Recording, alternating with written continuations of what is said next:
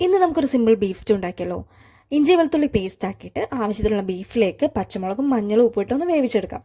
Meanwhile നമുക്കൊരു തവി വെച്ചിട്ട് പച്ചവെളിച്ചെണ്ണ ഒഴിച്ചു കൊടുക്കാം കേട്ടോ.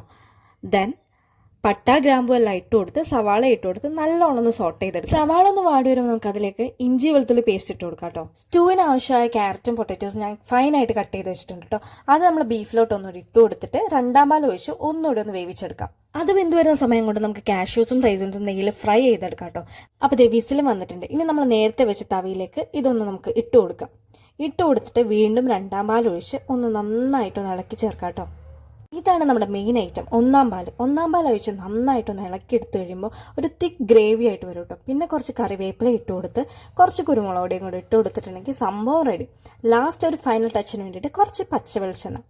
അപ്പോൾ അതെ, ഇത്ര ഉള്ളൂ പരിപാടി. നമ്മുടെ സിമ്പിൾ ബീഫ് സ്റ്റൂ ഇവിടെ റെഡി ആയിട്ടുണ്ട്. ഇനി ഒരു ഫൈനൽ ടച്ചിന് വേണ്ടിയിട്ട് നമ്മൾ നേരത്തെ വറുത്ത് വെച്ച റൈസിൻസും കാഷ്യൂസും ഇട്ട് കൊടുക്കും. അപ്പോൾ ഇത്ര ഉള്ളൂ. ഇത്ര സിമ്പിളായിട്ട് ബീഫ് സ്റ്റൂ നമുക്ക് ഉണ്ടാക്കാം. ഇനി ഇവനെ അപ്പത്തിൻ്റെ കൂടെ ഒരു പിടി പിടിച്ച അടിപൊളിയാണ്. അപ്പോൾ എല്ലാവരും ട്രൈ ചെയ്തോ.